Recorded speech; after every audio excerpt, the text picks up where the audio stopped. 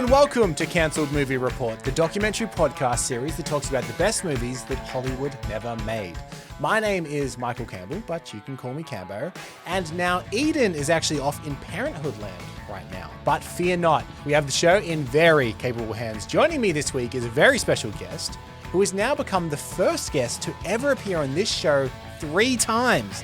Please welcome back to the show, Mr. Alexei Toliopoulos. Wow, a historic day for all listeners and viewers of this podcast. You got to deal with me, bucko, and I will never be defeated. I will kill anyone that's been on this podcast twice, and I will do it 4 times. Now, every time I introduce you, I seem to introduce you with a new project. And there are actually, I would say, too many projects to list that you've been involved with since last time we talked. But the main one is obviously The Last Video Store, which is a podcast I really love.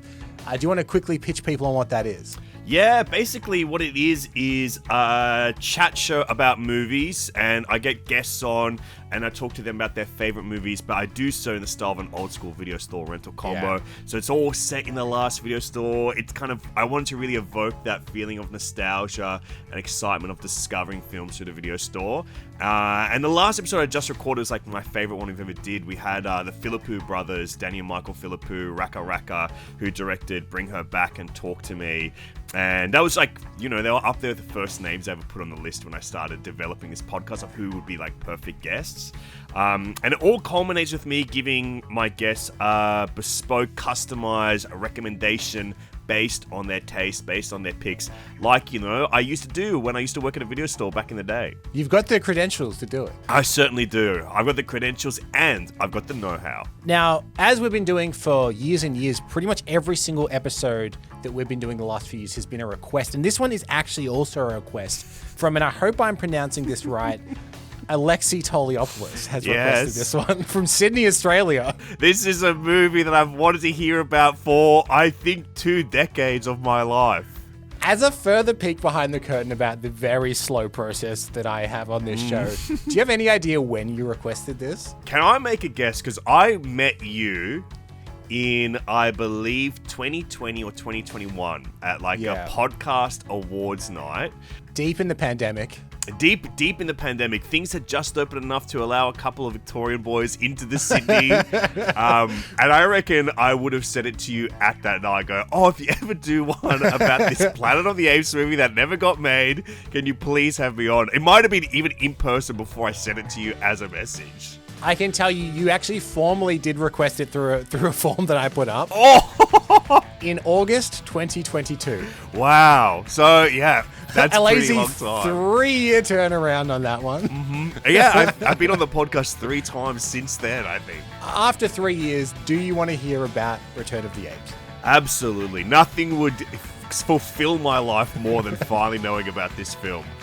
Well, without any further ado, let's get into it. Sometimes a reboot is just a cash grab, but every now and again, one takes a real legitimate swing. And in the 90s, Hollywood set its sights on reviving one of the most iconic sci-fi franchises of all time, Planet of the Apes, with Oliver Stone producing, a major movie star attached, and a script by an iconic Australian screenwriter. This wasn't just another remake, it was an epic with big questions about extinction, evolution, and the future of humanity. It had everything, except for a happy ending behind the scenes. This is the story of Return of the Apes, the most ambitious Apes film never made. Now, you've admitted to me in the past, Alexei, that you're an ape head. Is that true? I am an ape head. I love Planet of the Apes so much. It might be my favorite franchise nowadays. And I have like these 2... you know Mondo, like the poster company? I have 2 Planet of the Apes posters from Mondo. One for the first film and one for the third film, Escape from the Planet of the Apes. And they're like prized possessions for me. I like tracked them down. They were out of print. And one of them, I think Mark Aspinall was the artist of it. And I ordered it directly from his website and he just didn't send it for ages. And I go, hey, sorry, can I get this? And he goes, I'm so sorry. And he sent me all these sketches that he had as well because he felt so bad about like having it stored away for too long. But I love Planet of the Apes. I think what it does for me is it has like this great 1970s era satirical edge that I don't think a lot of modern sci-fi that are as big as that, as big as Planet of the Apes, as big as like a bigger franchise as that, I don't think they really hold that currency of like that kind of interesting, fun, also funny satire. And each one has always felt like a weird experiment from the last one. And also, it's so bleak. Like, the first movie ending is so bleak. The second movie somehow has a bleaker ending. And you go, how can they continue this franchise? They blew up the Planet of the Apes, which was Earth, by the way. And then the third film, they go, just kidding. There were 3 people that escaped. And they go back in time to the 1970s. And it's going to be a fun satirical romp through 1970s America. Just kidding. It's going to have an even bleaker ending than that one. And it's just so weird and so interesting. And I just love monkeys. I love chimps. I love like the practical effects of all of the makeup throughout all of them. And now the new ones with the CGI mocap that is so beautiful and realistic. Just adore this franchise so much. Well, I'm keen to know then, because you sent this through, and at the time you even said a few things that you knew about it at the time. Where is your knowledge base on this project? So I remember reading about it like just when I would have been a teenager, on the internet, researching Planet of the Apes, seeing what could have been. And I remembered Oliver Stone's involvement. I don't remember who wrote this screenplay. The movie star, I believe, was Arnold Schwarzenegger, that's right. Yeah, I would say the headliner of this entire podcast series of yours. Yeah, Arnold Schwarzenegger has appeared more times than I expected when we started this show. And the other thing that I remembered, it was like a 1 or 2 sentence hook describing this film. It was that it tied into theories of religion and evolution, where it was a time loop or something that would go back, and a character, I don't know who it would be, would essentially become Adam and Eve. Okay, okay, you know a fair bit. And that's good. So what I'm going to do, I'm actually going to take you through the pre-production of this, and we're going to line up your memories with what I could actually find. Okay, beautiful. And so this actually starts in 1993. Wow. And producer Don Murphy and Jane Hampshire, they approach Oliver Stone in 1993 to get involved with a new Planet of the Apes. And they want it to be a reboot. It's not a continuation of the 1960s, 70s stuff they've been doing. A complete reboot. And Stone, he did agree, but he was only going to be the executive producer. Not directing. This often gets listed as Oliver Stone's Return of the Apes, but he was actually not the director they hired for this. We will get to that in a few minutes. So Oliver Stone had a pretty wild concept, and he actually explained it in December of 1993. He said, it has the discovery of the cryogenically frozen verdict apes who hold the secret numeric codes to the Bible that foretold the end of civilizations. It deals with the past versus the future.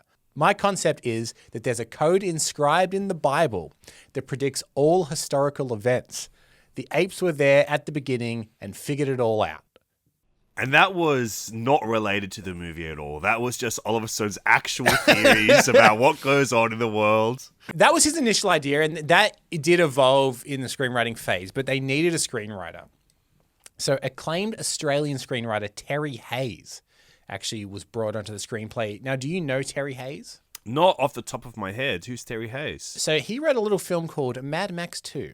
Oh, of course. Okay. Also, Dead Calm is also a Terry Hayes film. Oh, great. 2 wonderful pictures. Two wonderful films. But I can see the Mad Max Planet of the Apes connections in that, like, a world gone to chaos kind of a vibe going on in both. Yeah. So he was brought on as a screenwriter, and we have his version of it with the 2 words that I always am so interested to see on the front of a script. And that's the words first draft. Because it means that there's a lot of stuff that doesn't quite make a whole lick of sense yet. That will be refined. And I will say this up front, this is a first draft. Oh, okay. Because there are certain elements of the script where you go, oh, that's weird that never came back. Obviously, in other drafts, it would have. But Peter Chernin, he was a Fox chairman, he actually called this script one of the best scripts I ever read. That's a direct quote from him. See, I've heard that quote too, and it's always in my head going like, God, I got to try and read this script one day. Yeah. So this is really, I guess now what we like to do on this show is we hear big quotes like that where people say this is the best movie never made or this is the worst movie never made. And we really investigate that claim. Is this, do you think, the best script he ever read? We will find out by the end of this second half of this report. Wow. So we have a producer, we have a screenwriter, and now we have the star. So in March 1994, Arnold Schwarzenegger signed on to play the main character. And he had one condition, is that he approved the director. He wouldn't do it without a director that he approves.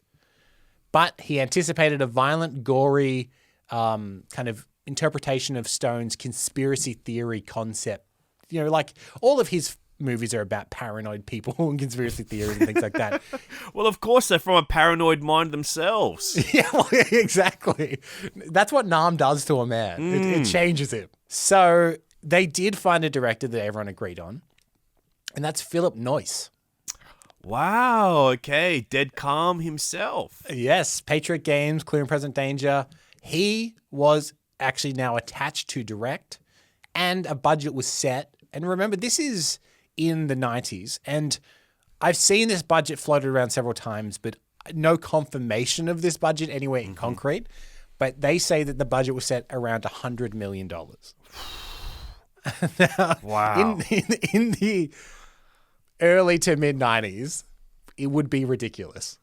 Yeah, that's huge. Like that. What was the kind of equivalent at that time? What were like the big movies? I always like to point this out, and we did last episode with Godzilla. Jurassic Park cost $65 million. Oh my God, for every million year they had to go back in time to get those dinosaurs back. So this would be near double the budget of Jurassic Park. Gosh. I can't believe Philip Noyce was going to direct this. I've interviewed Philip Noyce. I wish I had asked him. If I had known, it would have been what I would have asked him about mainly. Now, if you ever get him back on, it's like, forget everything I've ever said. Tell me about Return of the Apes. I got to know about the apes, mate. What was going on with the apes? So part of the budget as well is obviously going to be a lot of the practical effects. And Stone actually did approach Rick Baker at first to design the prosthetic makeup. But actually, eventually, they opted for Stan Winston to do the effects for this. And Stan Winston is, again, we talked about him last week in our Godzilla reports, but he is like the guy in Hollywood for any kind of practical makeup effects throughout the 80s and 90s. Yeah, it's between two guys, and you just mentioned both of them. I mean, that's all they would be interviewing for would be these Rick Baker or Stan Winston. Yeah, exactly. So here's a weird thing before we get into the script. This script, and I do not know why, and I haven't seen this reported anywhere else. This is something that I was noticing and thought I was crazy. This script uses names for characters from other popular media, like fiction. And I thought as we go through, if we hear a character name and you're like, that's a familiar name, let's try and work out where we think it's from. There's two in particular. There's two different media franchises that this seems to borrow names from. Woody and Buzz is what I'm assuming. That's true. We're in the mid-90s. It could be Woody and Buzz. So we have Philip Noyce directing. We have Stan Winston doing the prosthetics. We have Arnold Schwarzenegger starring. And for those listening, please be assured we do have our friend Joe Gaudet back to play Arnold Schwarzenegger in this. We have Oliver Stone producing from an iconic Australian screenwriter. Do you want to hear what the hell Return of the Apes is? I have been dying for years to know about this movie and to have it be brought to life in audio form directly into my ears as I stare longingly into your eyes with thanks and gratitude. My answer would be an affirmative yes. Let's roll the film.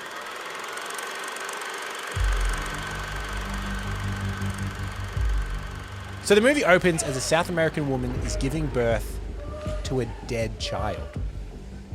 At Harvard, we see a group of scientists and researchers. They're examining the body of another deceased child. The baby has the skin, the face, and the features of a man of 80. And this is a new condition that is becoming an epidemic worldwide. This child that they're studying, they were born in New York, but there are other similar stories from Bolivia, Australia, there's 7 countries in Europe, Namibia and Mexico, all reporting to the Center of Disease Control in Atlanta. 42 cases in all. Babies that are born and then died of old age. And they suspect that the human race will become extinct unless a cure can be found. This is awesome. I gotta say, within seconds this movie's starting, I'm gripped. This is such a good sci-fi starting point. This sounds like, by the way, like something you would read from an edgy person on the internet. This movie starts with a dead baby. And he's got Benjamin Button syndrome. Yes, exactly.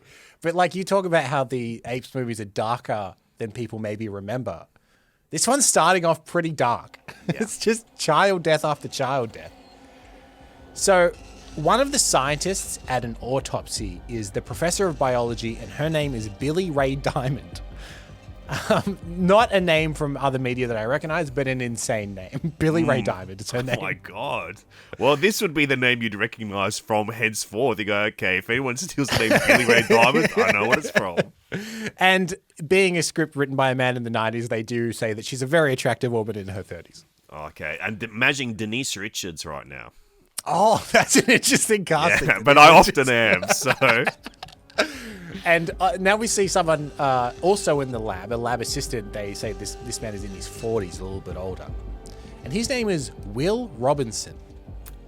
Danger? Will Robinson? Yes. Danger? My God, this guy's lost in space. Lost in Space Zone. That is franchise 1 this seems to borrow names from. Is the main character of this that is, I suppose, in a sense, will become lost in space, is called Will Robinson. I love that because 1, it is a generic name. 2, it's the most instantly recognizable name because it comes with the cadence it's delivered in. Yeah. So, Will Robinson, he seems to be paying more attention to this case than anyone realizes. And later, we see him visit a self-storage unit that holds his discredited research from many years earlier. So, he seems to have been working on something for years and years, Will Robinson. We now cut to Diamond, and she's giving the president an update. There are 5,000 cases in 3 weeks, the numbers doubling every 168 hours. After 3 months, there won't be a live birth on the planet. So we cut to Diamond at home now. It's raining, and suddenly we hear a buzz from her video doorbell. Who is it? It's Will Robinson. I think you have the wrong house. I work at the department. Will and Diamond sit in the living room of a gracious townhouse. Will has his briefcase open in front of him, speaking from reams of notes and papers. Hold on. How do you know about the caseload? The government's trying to manage this. They've withheld that information. Well, it's the internet, Doctor. It's a highway. You can write it anywhere you want. I got into the Center for Disease Control. I had to look at the raw data. Jesus. Do you know what you're doing? This is the White House we're talking about. No, it's a disease, and it doesn't come any worse than this. That's what we're talking about. I've listened at the lab. I think I know where you're looking. Bacterias mostly. There's a strong push into the retroviruses. You're wrong, Doctor. Really? And I thought I was arrogant. But then, I'm just a professor. The thing is that no virus or bacteria has ever discriminated on the grounds of sex. I can think of one. Sure, it can start in pockets, but it never stays there. This thing does. It only affects women of childbearing age. What, it's so smart it can recognize motherhood? I don't think so. No. This is into the very heart of what we are. This is genetic. This is part of our DNA. Thank you. 100,000 genes make up human DNA. That really narrows it down. Well, yeah, as a matter of fact, it does. There's only one part of the DNA that's passed exclusively through women. 37 genes, the oldest part of the human organism. The mitochondrial DNA. Over the years, there's been speculation, and not all of it crazy either, that somehow it triggers aging. You realize what you're saying, don't you? A bacteria, I think we'd get it for sure. A virus, you'd have to say we've got a chance. But say you're right. The mitochondrial DNA? That's so far out on the frontier we can barely see it. Well, like I said, it doesn't get any worse than this. Are you okay? Sure. Shit. You're pregnant, aren't you? 9 weeks. Do you want a drink? Coffee? Sandwich? Or something? No, I'm fine, thanks.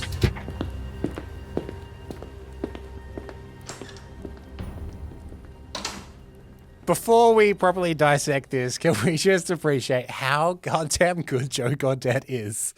I at thought Arnold it was really him. Schwarzenegger. In my head, I was just like going, that's Arnie. That feels real. It's always so funny with Arnie in these kind of roles, because this is what his bread and butter is playing like these kind of all-American guys. But he's the only time they ever explained the accent.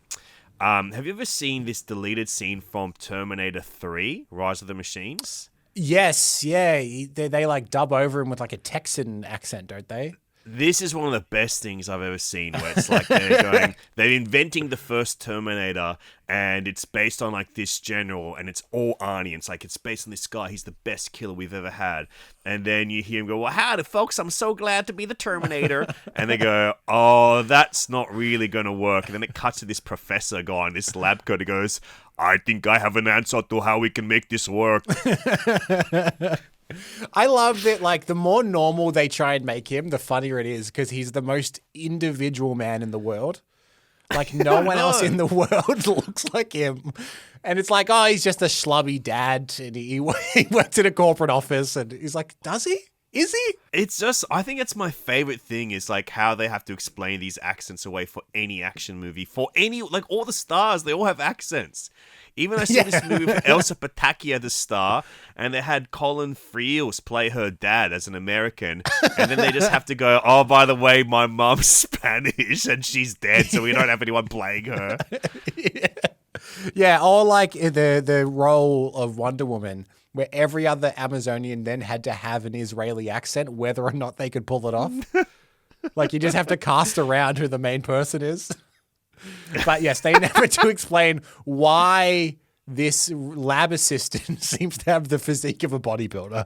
That is not, don't worry about that. The first lines he's got to say, like at some point, it should be exposition going like, yeah, I used to be a bodybuilder while I was in med school. I used to to get through med school, I was doing like these kind of crazy experimental drug trials. And yeah, one of them was steroids. So I've actually got a really beautiful physique. And yeah, I'm an exchange student. I was an exchange student. I fell in love here, but then it didn't work out, but I still made my grades and I couldn't really leave and go back home because all my certifications were there.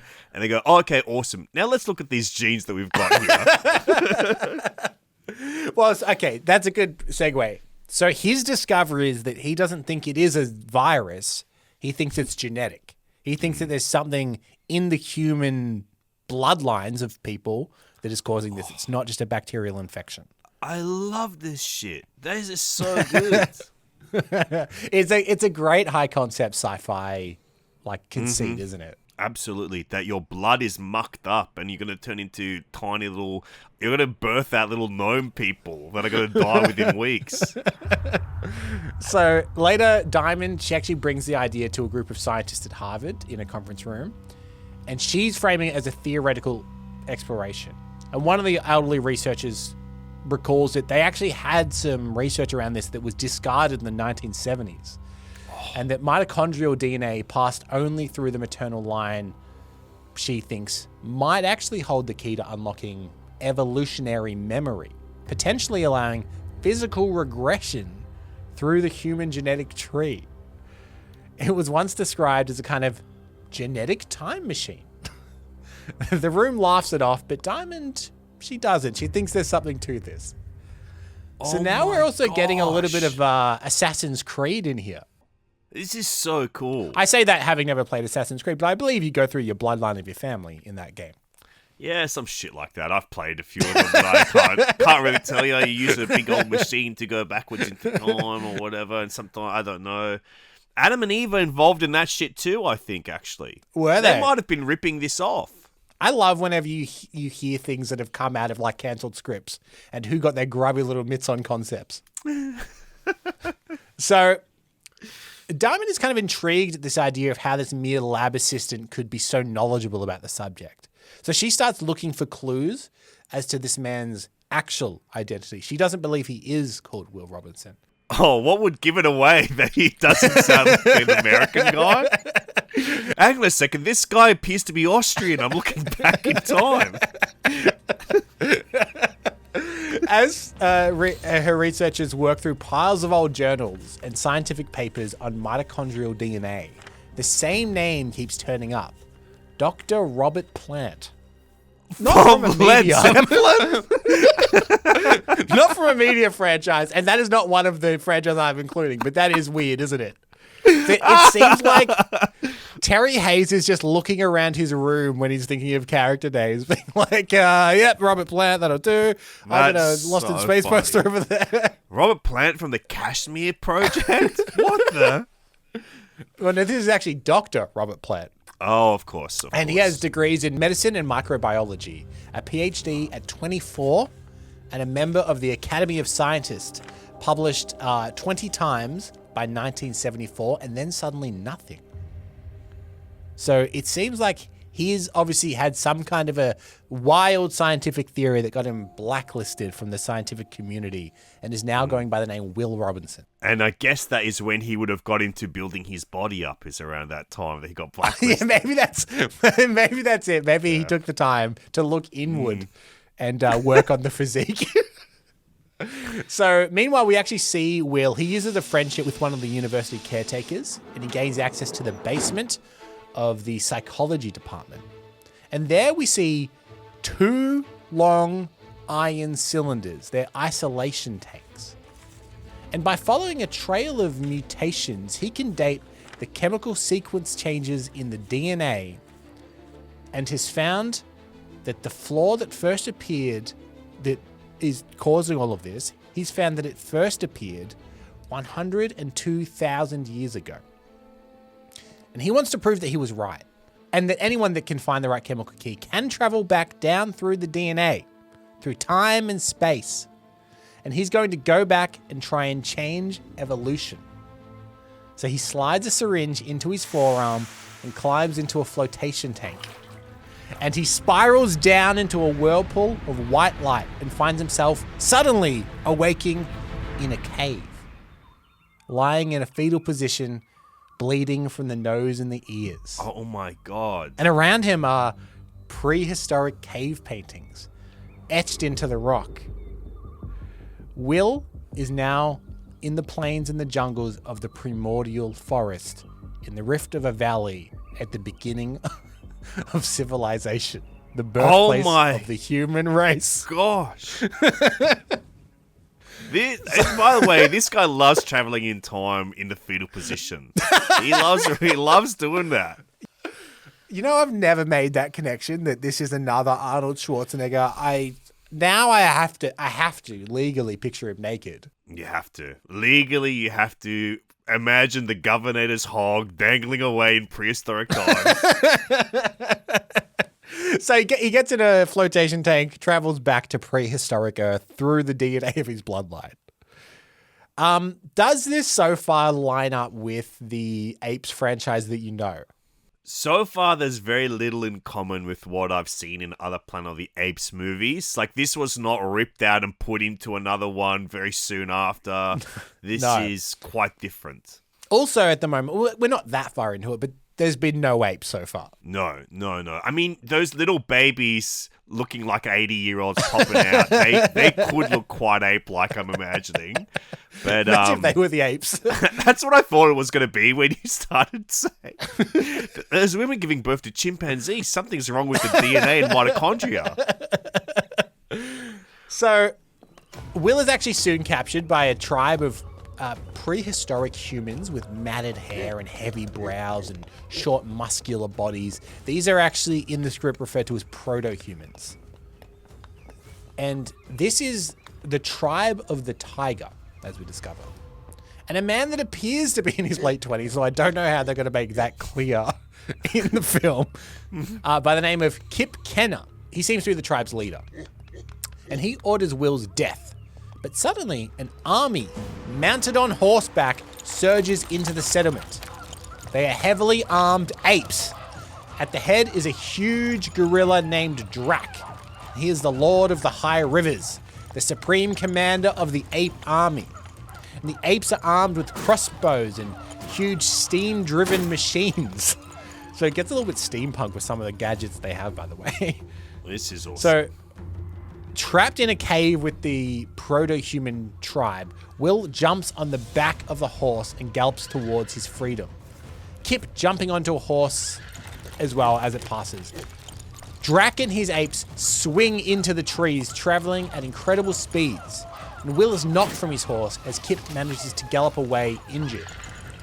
And we see Will is now being loaded into a cart and taken along an avenue of towering stone statues of apes over a massive iron and wood bridge spanning a roaring river into a city cut into both sides of a jagged ravine.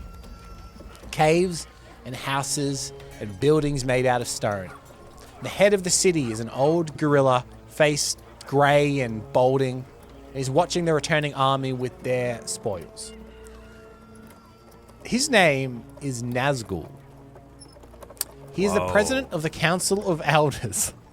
Hold that for 1 second, Alexei. Meanwhile, boats kind of containing the bodies of dead apes from the battle kind of drift down the underground streams, and a group of mourners led by an ape wielding a lion skin cloak. We see an ape whose face is scarred and twisted as one cruel eye, and the other is just an empty socket.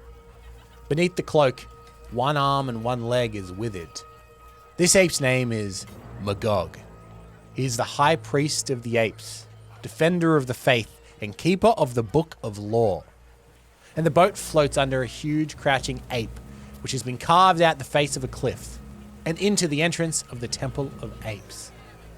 So we have now arrived in what is referred to in the script as Ape City. Wow. So we're getting big ape statues, houses built into the rock. It is not quite the Planet of the Apes rock houses you're imagining from the old films, but it is, I guess, like a more primordial version of that. Now, you made a sound that I would describe as a curious when I said that one of them's name was Nazgul. What little alarm went off in your head there? Well, of course, the Nazgul are also known as ring wraiths from Lord of the Rings. That is interesting. I cannot confirm or deny, but I will continue with the story. Because the apes have never seen anything like Will. He seems to be taller, more upright, and, as they say, uglier than the other tribesmen. And he has the eyes the color of the sea. We see a female ape, Dr. Zora, studying Will. She can see his injuries are serious and orders a vet to carry out a blood transfusion from another prisoner. This is a tribesman, a ranger, called Aragon. And around Aragon's neck, he wears a metal ornament containing symbols from the various human tribes. This unusual human specimen having been saved... Actually, before I get to that bit, let's talk. Aragon. A ranger called Aragon. This, I don't know why, takes quite a few elements from Lord of the Rings. And I thought I was going crazy because I looked it up online and no one seems to have mentioned this. They're, by the way, Aragon and Nazgul are not the last ones you'll hear that have names taken from Lord of the Rings either. Of course, my favorite monkey, Frodo Baggins, will be appearing soon. But it's weird, right? It is Part weird. of me thinks it is like a first draft thing. These must be temp names. Surely, you can't put Aragorn in something... But it also predates the movies by quite some time. So, do you think people knew those names? Yeah, I don't know. I mean, definitely not to the extent that they know them now, for sure. Like, Lord of the Rings has always been popular, but yeah, it's so interesting to know whether or not he's just wearing his influence on his sleeve and is like, I love these books and I want to it is not as pop culturally relevant now as it will be one day. He was a man ahead of his time. So I can use them in this. Or are they just like, I want an Aragon type, so I'll call him Aragon for now. That's a classic screenwriting technique when you're writing your first draft. Go, what do I want this guy to be like? I guess I want him to be like Strider from Lord of the Rings. Hold that name in your memory, Alexei. I like to think that every time Dan Brown writes a book, he keeps writing Dan Brown and then having to rub it out and going, no, Robert Langdon. I meant Robert Langdon. So, yes, we have Will is getting a blood transfusion from Aragon at the moment, who is a proto-human, and the apes are all looking around examining him. The unusual human specimen having been saved, the door is now thrown open and Magog enters. Show him to me.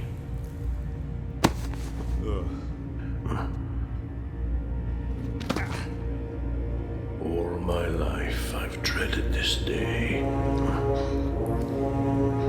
Kill him. We've just spent an hour trying to save him. The animal's unique, my lord. At least we should look at his brain. Maybe it's possible to remove the frontal lobes without killing him. Imagine a tame human. Man can't be tamed. Alone among God's primates, he kills for lust or greed. He will murder his own brother to possess his brother's land. The doctor's only asking for a chance to experiment. The benefits would be enormous. A tame species of human could double food production. At last we could dam the rivers. You don't know what you're dealing with. It's just an animal, Magog. It's not. That's the trouble. Will's eyes are fluttering, returning to consciousness. In the name of God, summon the Council of Elders. We're in a makeshift prison cell. Will stares out at the vaulted underground cavern. It looks like a cattle yard, broken down and disused, now a series of long pens. Will struggles to support himself and tumbles to the ground. He crawls across the floor and examines the door. It fits tight as a rock. There's no hope of even picking the lock. The keyhole doesn't seem to go all the way through. He suddenly hears a scraping sound. He peers under the wooden bed, at the stone blocks that form wall. One of the blocks moves. Will grabs hold of it and hauls it into the cell. Aragon squeezes through from the adjacent cell. He stands up and looks at Will. So, you lived then? What did they do? They gave you blood. What the hell is this place? It was a slaughterhouse. A slaughterhouse for what? Horses? They use it for stables now. A different kind of animal. For humans. Aragon starts gathering twigs from the corner of the cell. In my father's time, the apes rounded up tribes and brought them here. Young apes killed some during their manhood rites. The others were made sport of in the corrals. At the end, the bodies were thrown onto the belts and fed to the fire. Aragon has made a pyramid of twigs and leaves. From out of his cloak, he takes 2 pieces of flint and strikes them. Death is stuck to these walls. Stranger sounds not even 1,000 winters can take away. Some nights, they speak to me. I can hear the screams of my people. Why haven't they killed you? They keep me as bait. My name is Aragorn. I am the ranger of the Easterlings, the leader of the 7 tribes. They hope the warriors will come and try to free me. And? Will they? Not if they fear my anger. I was taken in summer and now winter's almost gone. Not even the apes grow tired. Soon they'll make me walk the paths of the dead. The ornament on your chest. What is it? It's called the Crescent of Light. It's the talisman of my rank. Silver. Mithral is how we name it. Hey, can I borrow it?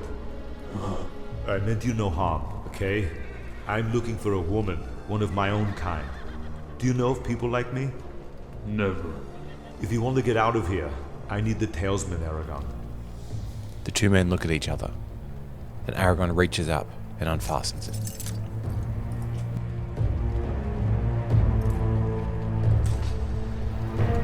We're in the temple's inner chamber. Oil lamps hidden in alcoves illuminate Magog. He stands in front of an ancient book. Strange symbols run across its pages. Magog looks out at the Council of Elders. How many scrolls are there in the Book of Law? 176, you say? Every child knows that. But every child is wrong. There is one more scroll. The last scroll, sealed with 7 seals handed down from high priest to high priest. He slides his hand under the top of a pedestal and releases a hidden catch. Lying in it is a slim folio of pages. It is called the Scroll of Revelation. And it was given unto me to know the wisdom of ages. A silence fell, and I saw a new heaven and a new earth. Like through glass darkly, I saw the future. Behold, there rose out of the earth a pale horse, and the name of the horse is Death. Those that ride on him are beasts, but like no beasts born before. Their limbs are weak, but their eyes are as cold as the sea. They are given power over the earth to kill with the sword, and with famine, and with fire. And let him that hath understanding know the number of these beasts. It is the number of man. Today, we saw that beast. Mark those words, my lords. Their limbs are weak, but they are given power over the earth. Now, will you listen? Kill him, and if we don't, then all hope will fail in this bitter winter. He lays down the secret scroll and closes the secret compartment. Kill him. Kill him with his sword and with fire. Kill him.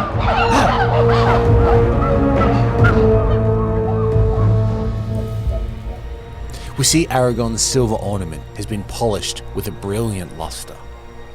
It's fixed to the end of a length of wood sticking through the bars high above the iron door.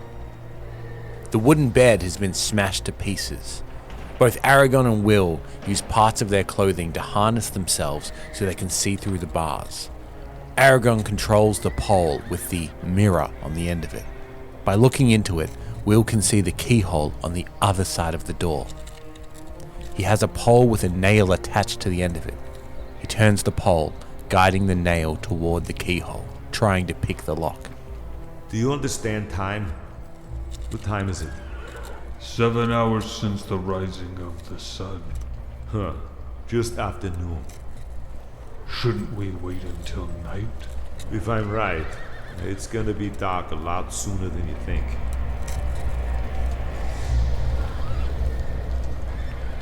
This is something that I find with a lot of first drafts is a lot of monologues, back-to-back monologues of characters trying to get information out. Yeah, explaining everything. Let it be known this is what this is about. These are the histories that we're going to be dealing with. I also want, we love to give huge shout-outs to our voice cast, but I just want you to know that I went to our voice cast and I said, I'm not going to lie, I need apes. I need people that will do ape voices. And every single one of them fucking delivered so hard. Wow. God, Cambo, I gotta tell you already, this would be one of my favorite movies if it came out. What are you liking about? I mean, I love Magog. Magog is such a great villain. I like all this kind of invented mythology type stuff that's drawing somewhat from like religious, science, evolutionary, like all of that stuff is evolutionary type stuff. That's so interesting to me. Also, I think that this is like an era of like 90s cinema, like sci-fi, begins in like kind of like, oh, we're working in a lab, like all that, and then it becomes like this time travel thing where we're with cave people. I love prehistoric human stuff. Like anything prehistoric humans, I'm so into. And this is like, would have been the biggest prehistoric human film ever made. Well, yeah, maybe that's where a lot of the $100 million budget comes from, is all the big foreheads that have to kind of paste onto actors to make them look like proto-humans.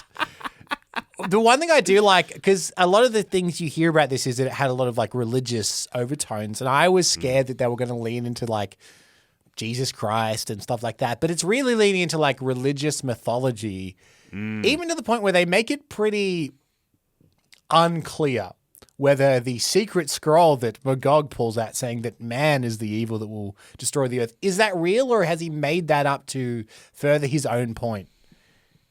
Like I like that they're getting into like this gray area of like how religion can be just manipulated to serve what you believe.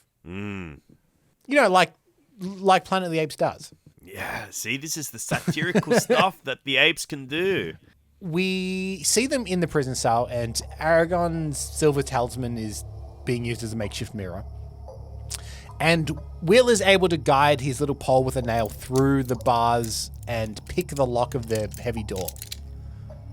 And the moment is pretty tense and silent. It's filled only kind of with the clinking of metal.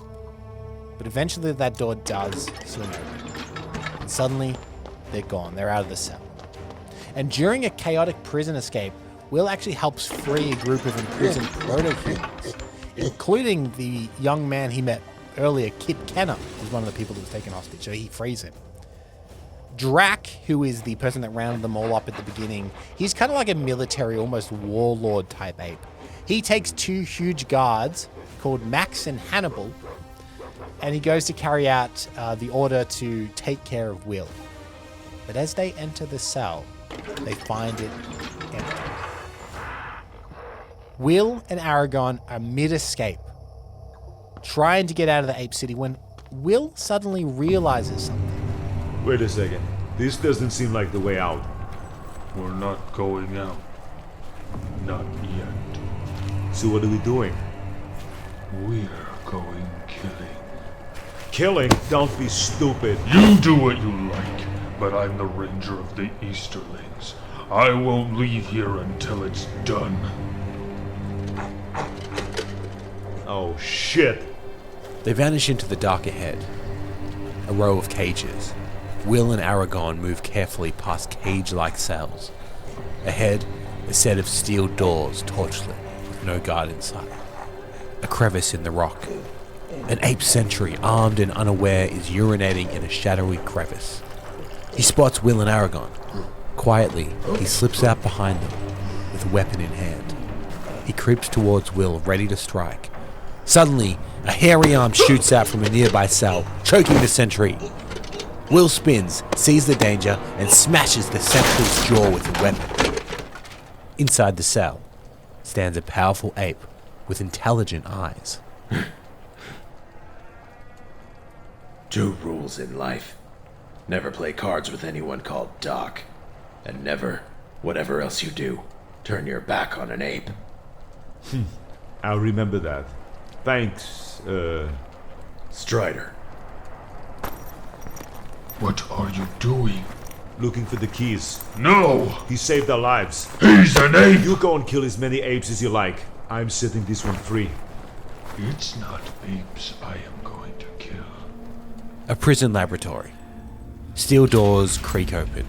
Inside, surgical tables, cages, and blood-stained tools. 6 tribe members sit behind bars. Men, women, and a boy. All scarred. 2 are blind. The rest are empty and vacant. Aragorn walks silently down the cages. Some move towards him, but there's no recognition. He says nothing. He just loads a crossbow, and he begins executing them one by one. Will and Strider enter after him. Will goes to step forward, but Strider holds him back. Leave it. He knows what he's doing. The doctors operate on them. Up here, in head. The tribes think that we steal their souls. Maybe they're right. At the last cage, a young woman stares at Aragorn. He looks back, recognizes her. Her head tilts, trying to remember him.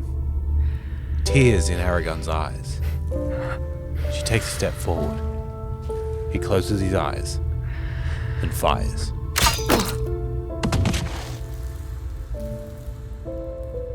It's done. We can go now. Grim shit. How do you feel about this systematic execution? It is unbelievable. Like this is because Planet of the Apes is quite bleak, but it's usually at its end points or maybe where the world begins. This is like quite bleak all the way through. Yeah, and we sometimes talk on this show about the idea of the radical 90s and how everything had to be its most extreme, and it does a little bit smack of that, of like, what's the darkest elements of Planet of the Apes? Let's really do that. So suddenly, a pack of wolves are pursuing with apes to pick up the trail of all the escaped prisoners. Will and Aragorn and the escaping prisoners have smeared themselves in horse manure to mask their scent, which is, it's like the gross version of Predator. He's just always smearing himself in stuff to mask from predators. So they're crouching in the shadows of the slaughterhouse, waiting for the right moment to flee. And Will glances skyward through the shaft of light in the ceiling. His calculations, as it turns out, were precise. And now, his science is really paying off, because suddenly, a shadow begins to creep across the valley. And daylight starts to dim. The wolves start to hesitate, sniffing the air. They're a little bit confused. And the apes look up as darkness starts to fall, as we see a full solar eclipse consume the sky, turning the world to twilight in the middle of the day. Amidst the chaos and superstitions of the apes, who interpret this eclipse as a terrible omen, Will, Aragorn, and Strider seize their chance, and with a yell, they burst from hiding, leaping onto stolen horses. Hooves pound against the stone as they charge through the gates of the prison compound, vanishing into the unnatural night, while the apes scramble in confusion behind them. The prisoners are now free, and now it's time to fight back.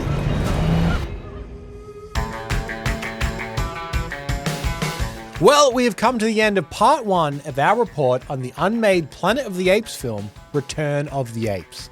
We hope you've enjoyed this episode, and we would love it for you to subscribe, be it on Apple Podcasts, Spotify, YouTube, or wherever you like to listen. That really does help us get discovered in the charts. It would also be terrific if you could give us a 5-star rating, or most importantly of all, just tell a friend. We're completely independent here at Cancelled Movie Report, so your support really does mean the world to us. And hey, what did you think of the movie so far? Did we miss anything? We would love to hear from you. You can always get in touch with us via cancelledmovies@gmail.com or at cancelledmovies on all of the socials. And hey, maybe there's a Cancelled Movie Report project you've always wanted to hear about. Why not let us know? You can fill out a form in the episode description alerting us to a project, and we may just give it the Cancelled Movie Report treatment. That is what Alexei has done today. My name is Michael Campbell. I have hosted, edited, and produced this episode. I'd also like to thank our amazing guest, Mr. Alexei Toliopoulos. Can we tempt you to come back next week and find out how the proto-humans, named after Lord of the Rings characters, might fight against the apes? I will tell you right now, there's no way you could stop me from leaving this room right now. This is where I will be till the end of my days, till we hear it all. I got to tell you, Cambo, I'm so grateful that you've done this for me. And you brought this thing that was once upon a time a sentence I read on the internet that I've been fascinated by for decades of my life is finally entering my ears, my eyes, kind of, because I'm looking at you while we're doing this. I only ask one favor in return. Well, people might not know this, but we do this in real time. You do have to come back next week, but for continuity's sake, can you wear the same clothes?